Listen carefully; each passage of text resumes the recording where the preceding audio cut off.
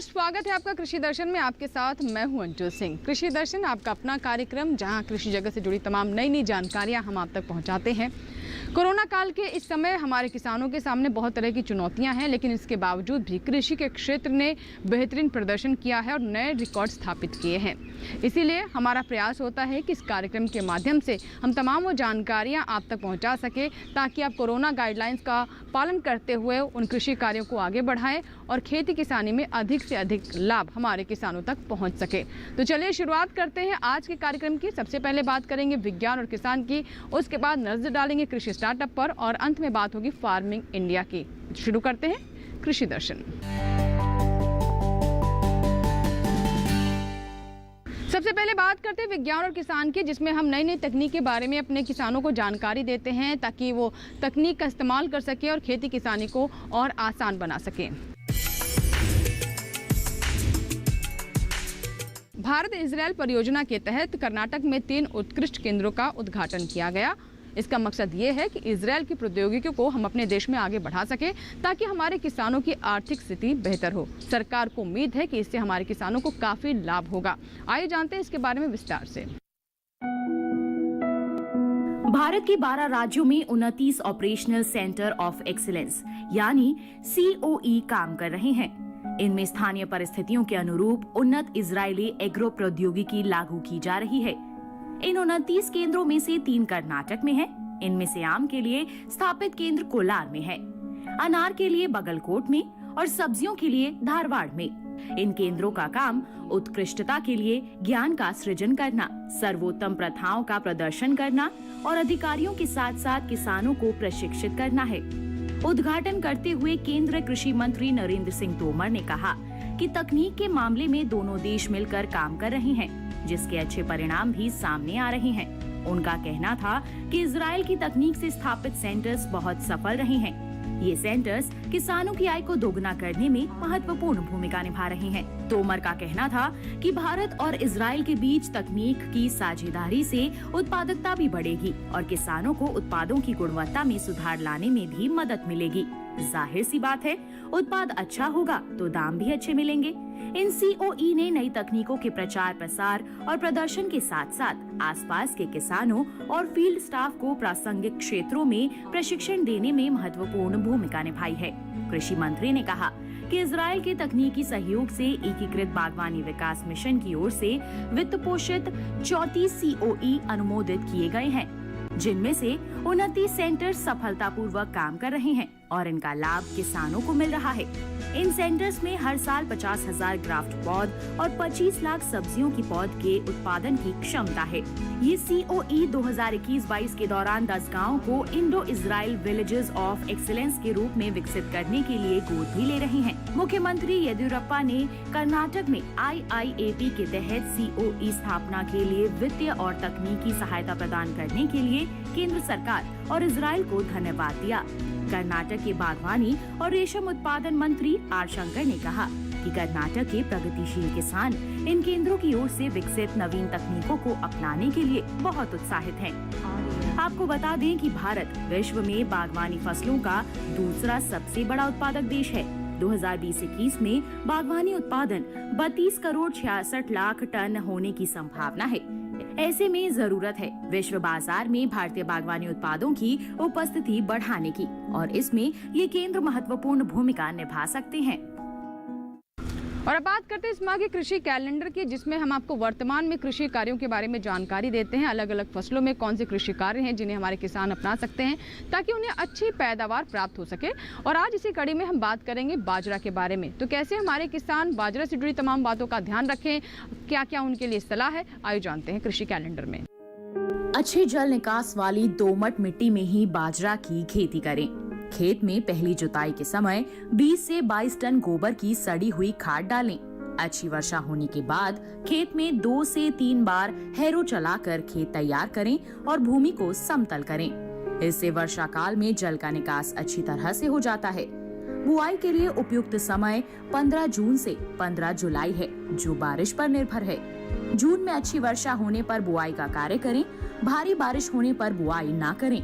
बाजरा की सीधी बुआई ना करके पौध तैयार कर खेत में रोपाई करें। फसल के लिए 4 से 5 किलोग्राम बीज प्रति हेक्टेयर बीज दर का प्रयोग करें। बाजरा की बुआई पंक्तियों में करें। इससे फसल में भरपूर पोषण और कम पानी खर्च होगा। बुआई के लिए पंक्ति से पंक्ति की दूरी 45 सेंटीमीटर और पौध से पौध की दूरी 10 से 12 सेंटीमीटर रखें। बाजरा की बुआई खेत में 2 से 3 सेंटीमीटर की गहराई पर करें। दिल्ली में चाहे हरियाणा में लोग बाजरा काफ़ी उगाते हैं, क्योंकि ग्रीन पाउडर के रूप में वो पशुओं को खिलाना चाहते हैं। इस समय ग्रीन पाउडर के रूप में और कुछ उनको मिलता नहीं है। तो बाजरा है बहुत कम पानी चाहने वाला होता है, तो इस समय ग्रीन पाउडर के रूप में आप उसको भी लगा सकते हैं। किसान भाइयों, अभी आपने देखा इस माह का कृषि कैलेंडर। इसी के साथ ही वक्त हुआ एक छोटे से ब्रेक का। ब्रेक के बाद जब वापस आएंगे तो बात करेंगे कृषि स्टार्टअप की और दिखाएंगे आपको पद्मश्री प्राप्त किसान की कामयाबी की गाथा। कहीं मत जाइएगा, देखते रहें कृषि दर्शन। छोटा सा ब्रेक।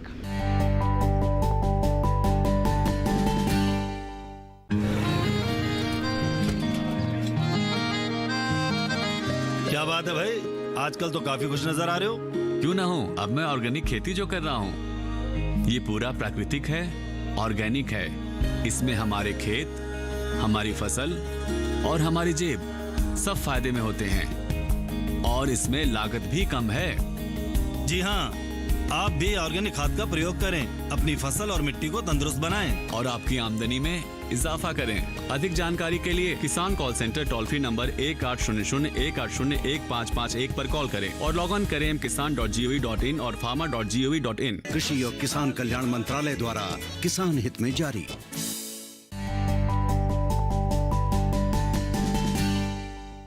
ब्रेक के बाद एक बार फिर आपका स्वागत है। आप देख रहे हैं कृषि दर्शन और अब समय हो गया है कृषि स्टार्टअप का, जिसमें हम आपको कामयाब किसान की कहानी दिखाते हैं, जिन्होंने तमाम चुनौतियों को पार करते हुए कृषि के क्षेत्र में महत्वपूर्ण योगदान दिया है और इसी वजह से उन्हें पद्मश्री सम्मान से नवाजा गया है। तो आइए देखते हैं कृषि स्टार्टअप। कृषि स्टार्टअप में आज हम आपकी मुलाकात करवाएंगे पर्यावरण प्रेमी हिम्मताराम भांबू से, जिन्होंने अपने जीवन का एक बड़ा हिस्सा पर्यावरण संरक्षण में लगा दिया। जी हाँ, अगर हम चाहते हैं कि हम स्वस्थ रहें तो ऐसे में बहुत महत्वपूर्ण है कि हमारा पर्यावरण भी स्वस्थ हो और हमारी पर्यावरण की तरफ जिम्मेदारी बढ़ जाती है।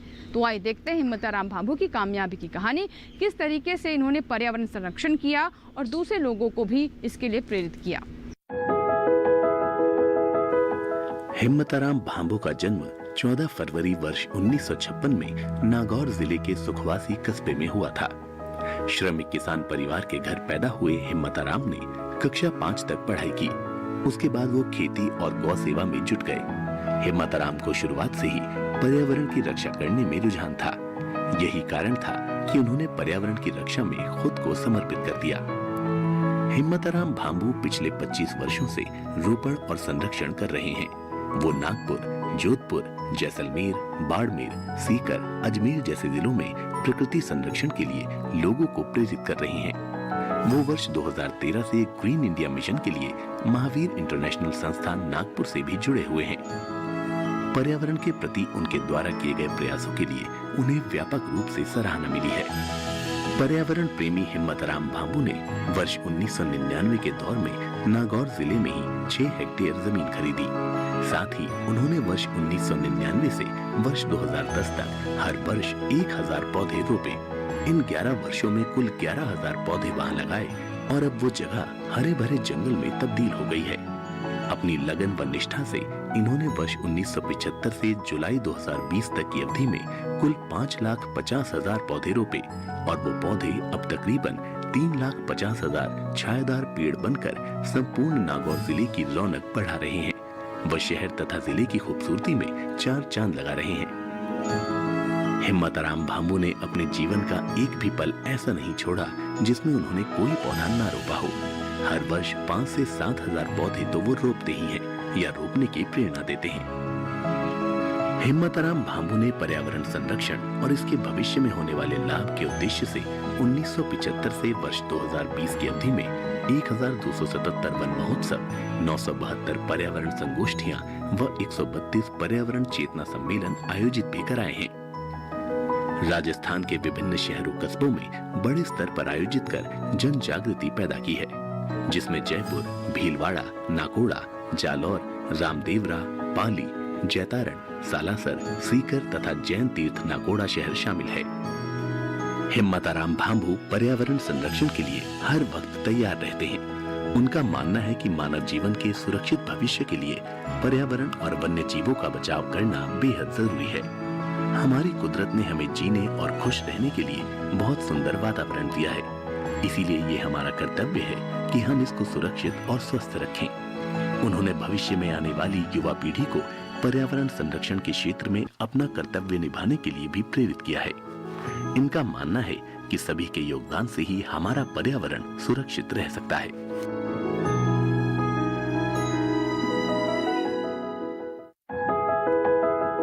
कोरोना महामारी के दौरान भी कृषि के क्षेत्र ने बेहतरीन प्रदर्शन किया है और रिकॉर्ड स्थापित किए हैं। वहीं दूसरी तरफ इस बार भी भारत मौसम विज्ञान विभाग की तरफ से जो पूर्वानुमान है उसके अनुसार मॉनसून में बारिश सामान्य रहेगी, यानी खरीफ में भी बम्पर फसल की हम उम्मीद कर सकते हैं। इसको लेकर भारतीय कृषि अनुसंधान परिषद ने किस तरह की एडवाइजरी जारी की है, आइए जानते हैं।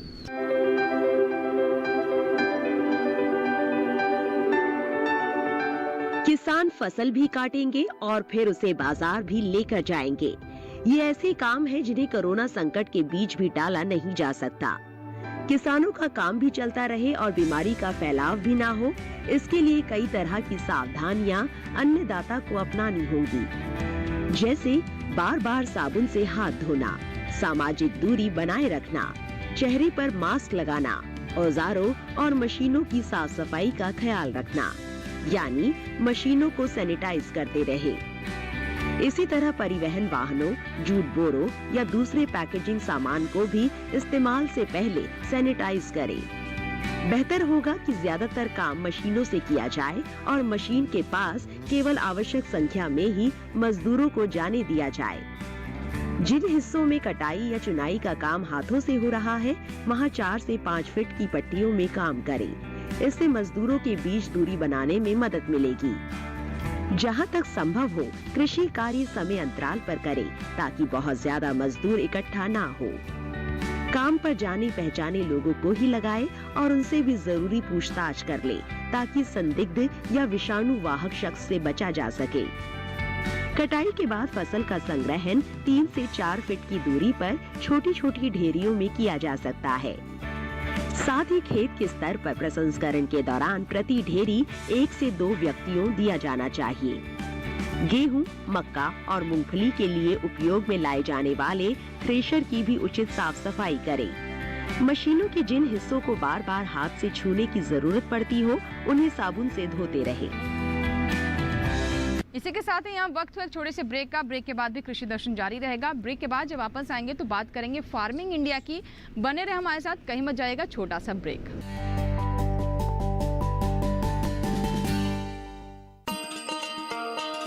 किसान भाइयों गांठ बांध लो, गांठ बांध लो, बात बहुत है काम की, समृद्धि के पैगाम की।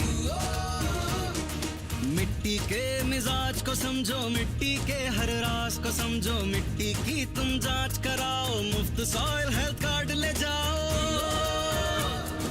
कभी मुनासिब बीज लगाओ, सही किस्म की खाद ले आओ, जितनी जरूरी उतनी डालो, सही मात्रा खुद पहचानो, इसको अपना मंत्र बना लो, मिट्टी की सेहत को जानो।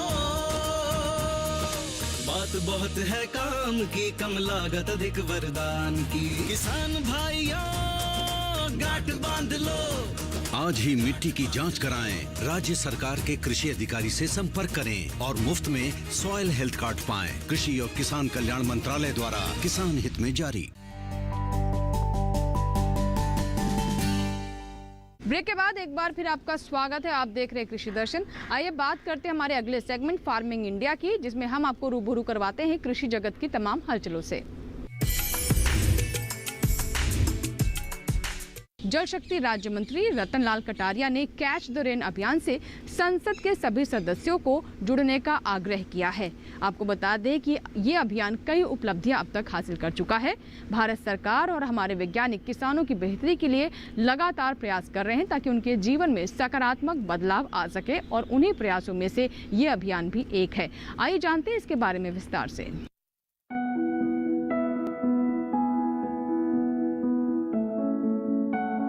अत्यधिक दोहन की वजह से भूजल स्तर लगातार नीचे जा रहा है और बरसात का पानी बहकर बेकार चला जाता है। इसी बात को ध्यान में रखते हुए प्रधानमंत्री ने catch the rain where it falls when it falls अभियान का बिगुल फूंका। अभियान का उद्देश्य कृत्रिम पुनर्भरण संरचनाओं का निर्माण, मौजूदा तालाबों और जल निकायों को पुनर्जीवित करना, नए जलाशयों का निर्माण और चेक डैम की व्यवस्था करना है। रतन लाल कटारिया की ओर से भेजे गए पत्र में सभी सांसदों से अपने अपने निर्वाचन क्षेत्र में इस अभियान के लिए ब्रांड एम्बेसडर के रूप में काम करने को कहा गया है। जल शक्ति अभियान कैच द रेन 2019 में भी चलाया गया था। तब ये पानी की किल्लत वाले सिर्फ 1592 ब्लॉकों तक सीमित था, जबकि ऐसे ब्लॉकों की संख्या बहुत ज्यादा है। इस साल दायरा बढ़ाकर अभियान को पूरे देश में लागू कर दिया गया है। कोविड-19 महामारी की चुनौतियों के बावजूद अभियान उपलब्धि हासिल कर रहा है। ग्रामीण विकास मंत्रालय ने 1,64,000 जल संरक्षण और जल संचयन ढांचे बनाए हैं। 1,82,000 नए ढांचों पर काम चल रहा है। इसके अलावा अभी तक 37,428 पारंपरिक ढांचों और वर्तमान जलाशयों का पुनर्निर्माण किया गया है। जल्द ही 42,000 अतिरिक्त ढांचों को नया रूप दिए जाने की उम्मीद है। ग्रामीण विकास विभाग के मनरेगा के तहत जल संरक्षण से जुड़े कुल 14,000 करोड़ रुपए का काम या तो चल रहा है या पूरा हो चुका है। ये अभियान केवल ढांचा निर्माण तक सीमित नहीं है, बल्कि इसमें फसल विविधीकरण, वन रोपण और जल उपयोग कुशलता पर सूचना के प्रसार को भी शामिल किया गया है। कृषि विभाग ने कृषि विकास केंद्रों के माध्यम से 1,488 प्रशिक्षण सत्र आयोजित किए। उचित फसल और WUI पर लगभग 53,000 किसानों को प्रशिक्षित किया जा रहा है। बीज के लगभग 22,000 पैकेट और 2,35,000 पौधे वितरित करके किसानों से उचित फसल की ओर मुड़ने का आह्वान किया गया है। प्रधानमंत्री ने भी सभी 2.5 लाख ग्राम सरपंचों के साथ साथ सभी राज्यों के मुख्यमंत्रियों को पत्र लिखकर इस अभियान की सफलता में सक्रिय रूप से योगदान देने को कहा है। और आइए कार्यक्रम को आगे बढ़ाते हैं और अब आपकी मुलाकात करवाते हैं कृषि विज्ञान केंद्र उजवा में गृह विज्ञान विशेषज्ञ ऋतु सिंह से, जो कि बता रही हैं कि आम और टमाटर का प्रसंस्करण किस तरह से किया जाए। जी हाँ, हमारा देश किसान प्रधान देश है और ऐसे में हमारे किसान अगर फल सब्जियों का प्रसंस्करण करते हैं तो उन्हें अधिक से अधिक लाभ प्राप्त हो सकता है और एक बेहतर तरीका है फल और सब्जियों को बर्बादी से रोकने का। आइए जानते हैं कि क्या कहना है विशेषज्ञ का, किस तरीके से आम और टमाटर का प्रसंस्करण कर हमारे किसान ज्यादा आय ले सकते हैं। तो सबसे पहले जो फलों में बात करें तो आम का मौसम शुरू हो गया और आम आप जानते हैं कि आम का इस्तेमाल कच्चे रूप में भी होता है और पके रूप में भी होता है। कच्चे रूप में जैसे आपका आम है तो आम का अचार आप सब प्रमुख है ही हमारा। और दूसरा, जब अभी इस समय आंधी तूफान भी चलता है तो झड़प में आम काफ़ी गिर जाते हैं जो कि नष्ट हो जाते हैं, तो उनका भी अच्छा एक उपाय है प्रसंस्करण करने का कि आप उस फटे आम से, कच्चे फटे आम से आमचूर बना सकते हैं। तो ये बहुत आसान विधि है, आपको कुछ नहीं करना है। आपको आम की फांकें काट के नमक के घोल में रखना है और फिर 2 घंटे बाद आपको 2 घंटे बाद उसको एक कहेंगे परिरक्षक आता है पोटेशियम मेटाबाइसल्फाइड, वो लेना है। 2% का घोल बना के उसमें 2 घंटे के लिए रखेंगे और फिर आप सुखा देंगे। बिल्कुल सूखने का मतलब है कि कड़क, यानी कि आप दांत से दबाएं तो चटक की आवाज़ आनी चाहिए, इतना आपको सुखाना है। तो धूप भी अच्छी है, पर आपने सुखाने में ध्यान रखना है कि आपको ढक के सुखाना है और बीच बीच में उसको उलट पलट भी करते रहें ताकि हर तरफ से आपका जो फाके हैं वो सूख जाए। तो ये आप हो गया कि आंधी के में जो आम आपके गिरते हैं उनका आप कैसे प्रसंस्करण कर सकते हैं। फिर कच्चे आम का अचार है, कच्चे आम से चटनी है, कच्चे आम का पन्ना है, क्योंकि लू इस समय खूब होती है तो लू से बचाव के लिए आम का पन्ना बहुत अच्छा कारगर सिद्ध होता है। एक तरीके का शरबत है जो कि कहीं बाहर से आए तो इसका इस्तेमाल कर सकते हैं, तो इसे ही बना सकते हैं।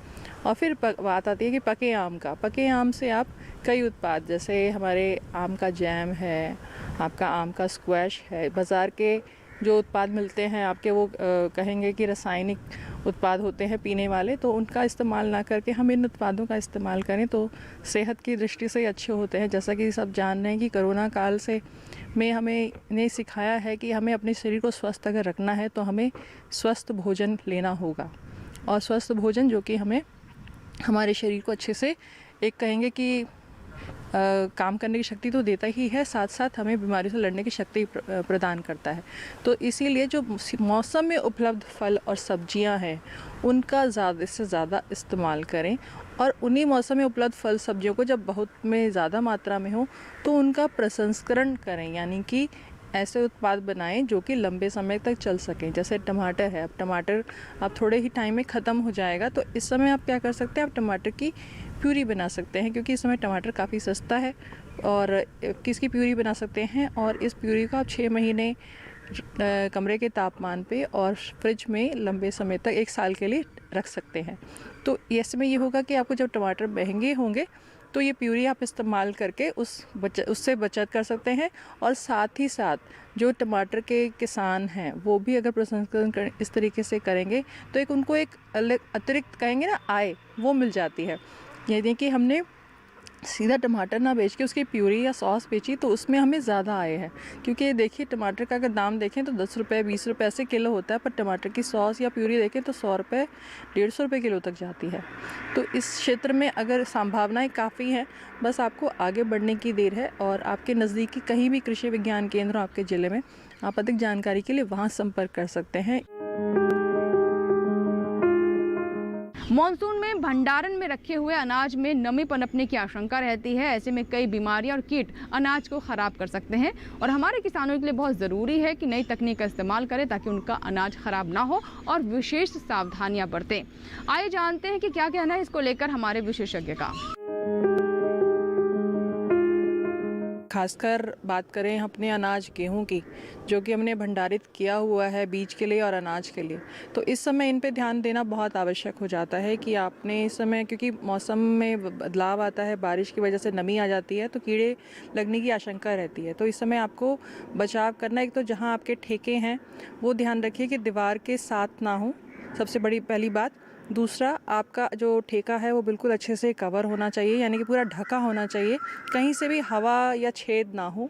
अगर लगता है ऐसा तो उसको लेप के बंद कर दीजिए। और इस समय पे आप दवाई का भी इस्तेमाल कर सकते हैं जो कि प्रमाणित होती है सरकार द्वारा। सल्फास आता है 10 ग्राम के पाउच में, वो आप इस्तेमाल कर सकते हैं। 25 क्विंटल पर 1 पाउच आप डाल सकते हैं। ये आपने ध्यान रखना है, इसको काट के डालना है और नीचे की तरफ डालना है, क्योंकि इसमें गैस छूटती है जो कि ऊपर की तरफ आती है। जब भी आप पाउच का इस्तेमाल करें तो इसको अपने अनाज को अच्छे से ढक दें, बांध दें, और 7 दिन तक इस अनाज का इस्तेमाल ना करें, ताकि जो दवाई का असर है वो आपके अनाज पे सारे दाने पे चला जाए और आपका अनाज कीड़े लगने से बच जाता है।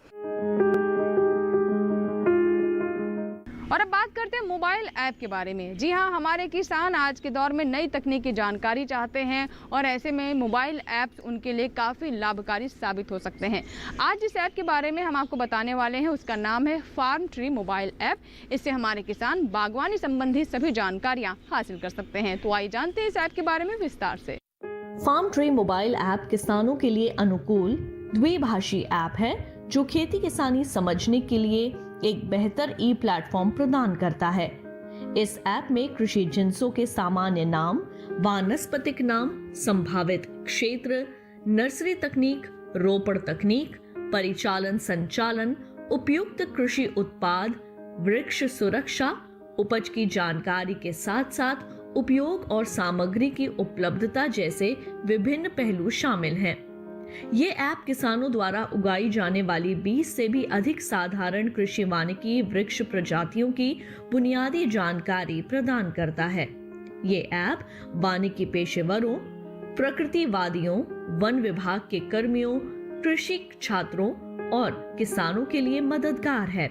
ये ऐप अपने यूजर्स के लिए विशेषज्ञों से संपर्क करने, सार्वजनिक मंच पर चर्चा करने और कृषि वानिकी वृक्ष प्रजातियों की तस्वीरें भी उपलब्ध कराता है। और अब बात करते हैं ट्विटर प्लेट की। जी हाँ, आज का दौर सोशल मीडिया का दौर है। ऐसे में हमारे किसान भी ट्विटर अपडेट से अपडेट रहें, इसीलिए हम आपके लिए लेकर आते हैं ट्विटर प्लेट, जिसमें हम आपको कृषि संबंधी जानकारी देते हैं, उससे जुड़े हुए ट्वीट्स की जानकारी देते हैं। तो आइए देखते हैं आज का ट्विटर अपडेट। भारत में इजराइल की तकनीक आधारित बागवानी को आगे बढ़ाने के लिए माननीय कृषि एवं किसान कल्याण मंत्री श्री नरेंद्र सिंह तोमर की अध्यक्षता में भारत सरकार और कर्नाटक राज्य सरकार ने भारत इजराइल कृषि कार्य योजना के तहत कर्नाटक के 3 उत्कृष्टता केंद्रों का उद्घाटन किया। इसी के साथ ही आज के कृषि दर्शन में फिलहाल इतना ही, लेकिन आप इस कार्यक्रम को YouTube पर भी देख सकते हैं। इसके लिए तरीका बहुत आसान है। इस QR कोड को आप स्कैन करें और आप YouTube पर हमारे इस कार्यक्रम को देखें। अगर आपकी कोई सुझाव है तो आप हमें ईमेल भी कर सकते हैं। हमारा ईमेल एड्रेस है krishidarshan@ddk.com। आप चाहें तो हमें पत्र भी लिख सकते हैं। हमारा पता है कृषि दर्शन, कमरा नंबर 58, CPC, दूरदर्शन, खेलगांव, नई दिल्ली 110049। यहाँ लेंगे आपसे इजाजत। कृषि दर्शन के नए अंक में नई जानकारियों के साथ फिर होगी आपसे मुलाकात, लेकिन आप बने रहे दूरदर्शन किसान के साथ। नमस्कार।